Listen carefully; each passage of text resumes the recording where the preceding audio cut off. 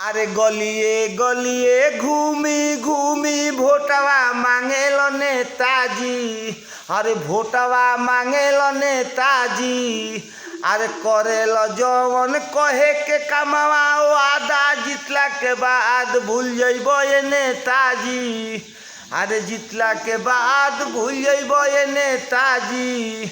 अरे खाली भोटवा पावे खाती जनता के चुतिया बनावेलो नेताजी।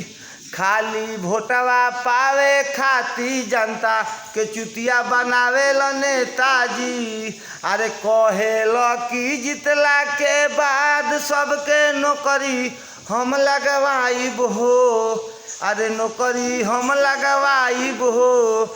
बाकी जीत जइबो यार नेताजी तो अपना घर में केहू के। अरे अपना घर में केहू के अरे झाड़ू मार के न रखबो ये नेताजी। अरे केहू के झाड़ू मार के न रखबो ये नेताजी।